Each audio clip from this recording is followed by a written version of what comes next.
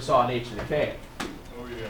Right now, we will get back to the h's and the k's with the circles, but today we're just going to start out really, really easy with the setups. Remember, the equation for every single circle starts the same.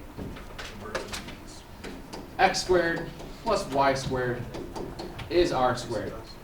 Boy, that should look familiar. You did this, x squared plus y squared equals r squared, back in 13. Hi, how are you? Excuse me. Yes. What happens in this setup here, remember when we had to write out the 6 trig functions with the terminal side of blah blah? And you guys found r? You were using that. Because this is the what? Pythagorean theorem. It's a Pythagorean theorem, guys. Think about what you're looking at here.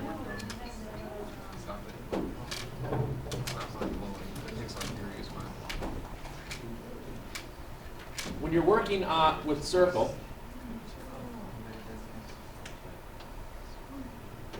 the origin is here. There's my radius. The equation for that, we did that. That's how that worked with the trig functions to get x over r, y over r, all that other stuff. That's what we were working on. So this formula just shouldn't look all that crazy to us. Again, for right now, we're not worried about the shift. The h and the k will come back. It will come back towards the end of next week, I believe, whenever we have a full day of school. I don't know what days those are. It's just Tuesday and Friday? Yeah, Tuesday and Friday next week are the only 2 full days of school because everything else is just all messed up. So let's take a look at this here. I'm not going to use any graph paper on these. There's no point. So I want to graph the equation y squared equals 25 minus x squared. Let's graph a circle. What do you have to do to make it look like x squared plus y squared? Add x squared both sides. Does it matter where it goes? In front or behind the y squared? Preferably in front of the y squared. It's fine. You can do that. It doesn't matter because the commutative property of addition tells me that it doesn't matter which way I add. What is my radius? I don't care about, I don't need about 3 or 4. What do I worry about 3 or 4? Exactly. Doesn't matter. Does it matter? What the reason for that? No. Remember, all these things are going to be starting at the origin. I know my r squared is 25, so what's my radius? So in order to graph this, you just walk out.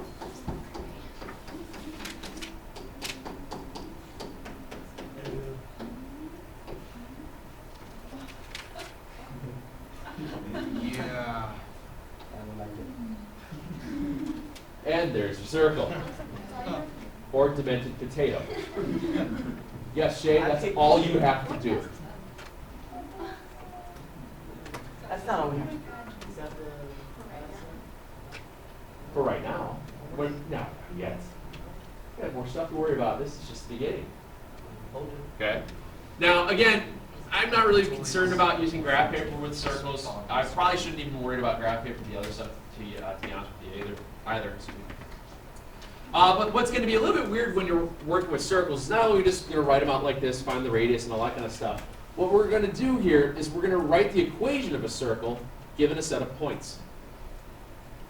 Now, this process is actually really easy because everything's centered at the origin. So if I have a point 1, 4, and the circle centers at the origin, I want to write the equation of the circle. So think about what this looks like, and you're going to be able to figure this out real fast. If I know that my circle is centered at the origin, 1, 4 is on the circle. So that means it's the radius. Yeah, because what is the equation of a circle?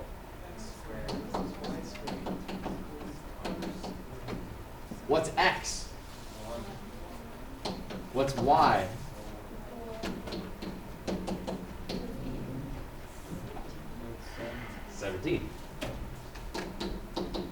So 17 is my r squared. Do I use that, or do I use the square root of 17 in the generic equation? Wait, what?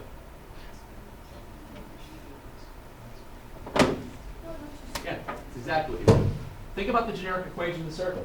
It's x squared plus y squared equals r squared. I need to know that. I don't have to take the square root of it. All I know is that the r squared value is 17. So my answer is x squared plus y squared equals 17. And I'm done.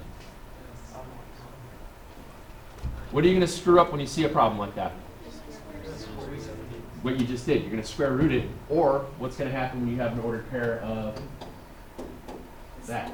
It's going to be negative. Yep, you're going to say negative 2 squared is negative 4. You're going to add that to 6 because you're going to say 3 squared is 6. I know. But people say 3 squared is 6 many, many times because they do 3 times 2. Okay? Again, the arithmetic, the stuff that we're looking at here today is relatively easy, I hope, and going from there. I think the only tricky part of this whole setup is writing the equations that is a tangent line. Oh.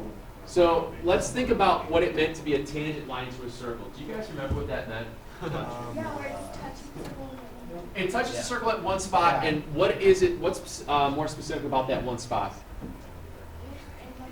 It's perpendicular. To what? Very good. So that means that the tangent line is going to be perpendicular to a radius. Oops.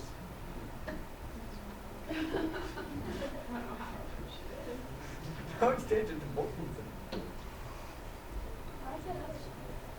Because it's So again, what happens here is that a tangent line touches the circle at exactly one spot, and it's perpendicular to the radius. So if that ordered pair is 2, 3, and it's going to be perpendicular to the radius here, and I want to write the equation of this line, what information do I need to know? Yes, sir? Well, you need the since this is perpendicular.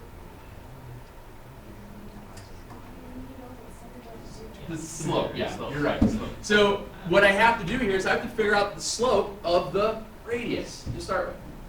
Now, what's going to be really nice about these is that what is the center of the circle at? It's at 0, 0.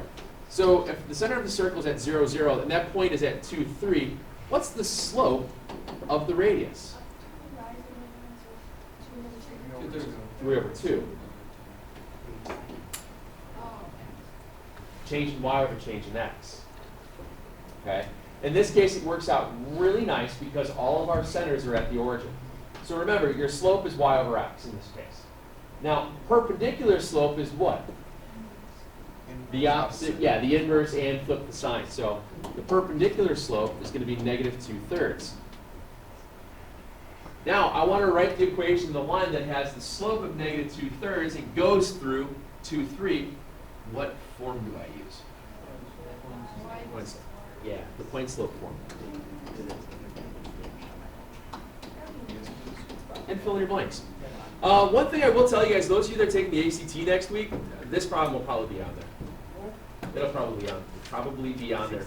But something similar to that, but what they'll do is they'll have the ordered pairs in here, the x minus 4 quantity squared plus y plus 2 quantity squared equals 13. Well, you'll have to pull out the h and the k for the center and go from that. A lot of it. Okay. Addition? There might be one or two. So you get y minus 3 equals negative 2/3, x minus 2. Again, when you go ahead and distribute these things out, make sure you keep things in fraction form, top-heavy fractions, so you don't have to simplify all that out. You wind up with y minus 3 is negative 2/3, x plus 4/3.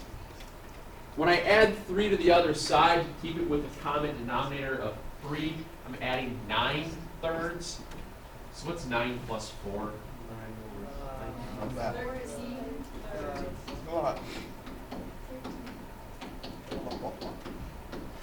And there's your answer. Okay.